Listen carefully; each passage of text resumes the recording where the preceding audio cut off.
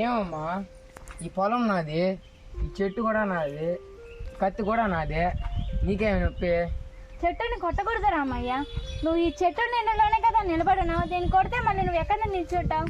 నువ్వు మీ పంటలో పంట పనులు అన్నీ చేసి వచ్చి ఇక్కడే నిల్చోవాలి. మీరు వీటిని కొట్టేస్తే ఎట రామయ్య? మీకు వర్షాలు పడాలన్నా ఈ చెట్లు ఉండాలి. కేరళలో వైనాడ్ అనే ప్రదేశంలో అడవులను కొట్టేయడం వల్ల కొండ చర్యలు విరిగిపడి వర్షాలు పడినప్పుడు వరదల్లో 2 ఊళ్ళు కొట్టుకుపోయినాయి రామయ్య. చెట్లను కొట్టడం వల్ల ఇంత అనర్థాలు జరుగుతాయి. మనకి కావాల్సిన ఆక్సిజన్ మొత్తం ఈ చెట్ల నుంచే వస్తాయి రామయ్య. చెట్లను మీరు కొట్టద్దండి. రామయ్య పాము! రామయ్య ఆగు! ఏమమ్మా చెట్టుని కొట్టనికపోతే పావుని కొట్టనివా? పావుని కొట్టకుండా కాళేశ్వర పాలకి ఏమైనా పెట్టమంటావా? పాముని కొట్టకూడదు రామయ్య. మీ పంటల్ని కాపాడేది ఈ పామే. మీకు ఒక మంచి మిత్రుడు లాంటిది. మీ పంటలు తినే ఎలుకలను ఇది తింటుంది. కాబట్టి మీ పంటలు సురక్షితంగా ఉన్నాయి. కాబట్టి మీరు ఎప్పుడు ఈ పాముని కొట్టకుండా స్నేక్ లవర్స్కి ఫోన్ చేస్తే వాళ్ళు ఆ పాముని తీసుకోపోయి సురక్షితమైన ప్రదేశంలో వదిలిపెట్టి వస్తారు రామయ్య. అలాగే నువ్వు పోవమ్మా, నేను పురుగు మందులు కొట్టుకోవాలి. ఆగు రామయ్య. ఏమమ్మా చెట్టుని కొట్టనికపోతే పావుని చేపనికపోతే నేను కైకి పురుగు మందులు కానీ కొట్టనివా? పురుగు మందుని కొట్టకూడదు రామయ్య. ఈ పురుగు మందు మట్టిలో ఉండే సారవంతం మొత్తం నాశనం చేస్తుంది. కొన్ని రోజుల తర్వాత మీ పంట బంజరు భూమిలాగా తయారవుతుంది. దానిలో ఏమీ పండవు రామయ్య.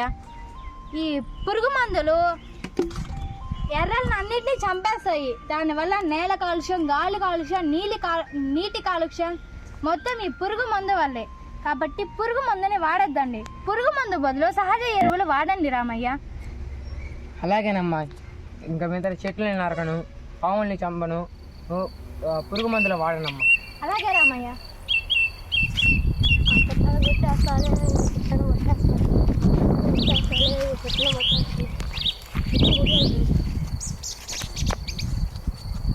పెట్టలదరా ఆగు, పెట్టని ఎందుకు చంపేస్తాను? నీ చెట్ల చంపద్దన్నావా? ఆ చెట్లు మాత్రం చంపద్దన్నావు. ముందుగా 4 పిచ్చుకులు 4 పావులు చంపేస్తున్నావు. ఇట్లా చేస్తానంటావా? పిట్టల ద్వారా పిట్టల్ని కొట్టకూడదు. పిట్టల ద్వారా పిట్టలను కొట్టద్దన్నావు. వాడు మా ఓనర్ సాయిగాడు వాడు తూరికి వెళ్ళి సీతారామని అందరినీ చంపుతున్నాడు. మళ్ళీ ఈనాడు శేఖర్ గాడు తొండలు అందరం చంపుతున్నాడు. ల్యాప్టాప్ ఆగు. పిట్టల ద్వారా పిట్టల్ని మనం కొట్టకూడదు. పిట్టలు పంటల మీద ఉండే పురుగుల్ని తింటాయి.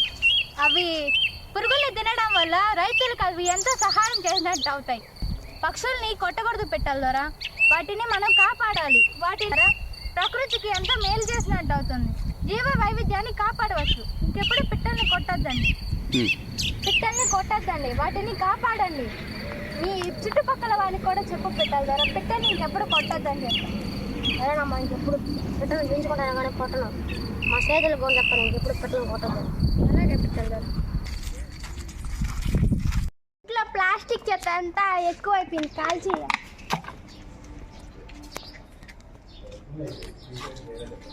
రంగమ్మ చెత్తను ఎందుకు కాల్ చేస్తున్నావు? ఇంకేం చేయాలయ్యా? ఇంట్లో ప్లాస్టిక్ చెత్త అంతా గంపడి పేరుకుపోయింది. కాల్ చేయకుండా ఇంక నేను ఎత్తినెత్తయినా.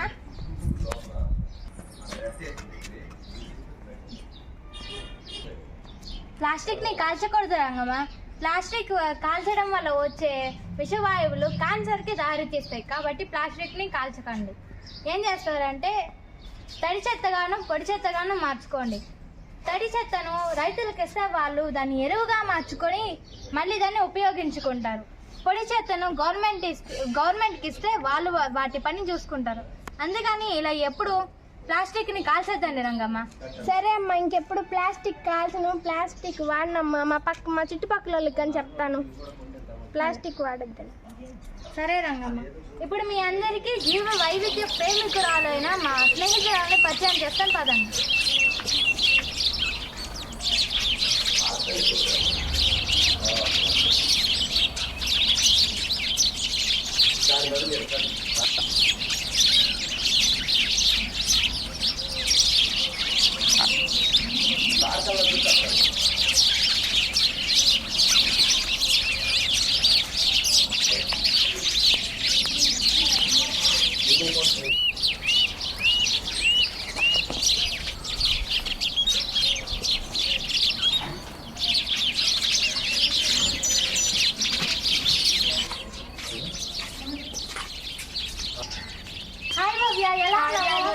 నాకు చాలా సంతోషంగా ఉంది. రండి. వీళ్ళందరూ మా గ్రామస్తులు, రంగంలో రామయ్య. ఇప్పుడు తను పర్యావరణానికి జీవ వైవిధ్యానికి ఎంత మేలు చేస్తుందో తను చెప్తుంది, వినండి. నేను పర్యావరణానికి మేలు చేసే పనులు చెప్తాను, వినండి. పక్షులకి గూళ్ళు కట్టడం, పక్షులకి గింజలు వేయడం, పక్షులకి నీళ్లు పోయడం, పక్షులకి కంకులు కట్టడం, అలాగే జంతువులకి నీళ్లు కట్టడం, జంతువులకి మేత వేయడం, అలాగే చెట్లకు పాదులు కట్టడం, చెట్లకు మందులు వేయడం, అలాంటివన్నీ చేస్తున్నాను. అలాగే నేను వేసుకున్న బట్టలు కూడా చూడండి, మన పర్యావరణానికి మేలు చేసే రకంలోనే వేసుకున్నాను. నేను వేసుకున్న బట్టలు కలంకారీ బట్టలు చూడండి, కృత్రిమ రంగులతో కాకుండా సహజ రంగులతో కూడిన బట్టలే వేసుకోవాలి. అందువల్ల మన పర్యావరణానికి చాలా మేలు చేస్తుంది. అలాగే మీ ఇంటి దగ్గర కూడా పక్షులను, జంతువులను, చెట్లను చాలా బాగా పెంచుకోండి. అలాగే జీవ వైవిధ్యాన్ని కూడా పెంచండి. చెట్లను పెంచితే ఇంకా మన జీవ వైవిధ్యాన్ని పెరిగిస్తుంది. మన పరిసరాలలో గాయపడిన జంతువులను, పక్షులను కాపాడితే ఇంకా చాలా మంచిదిగానే ఉంటుంది.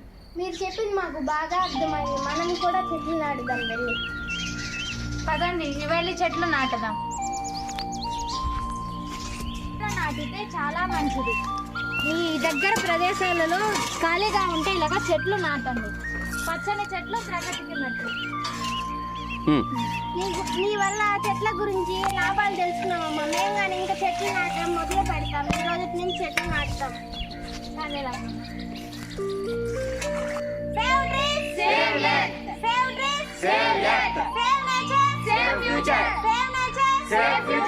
Save biodiversity. Save life. Save biodiversity. Save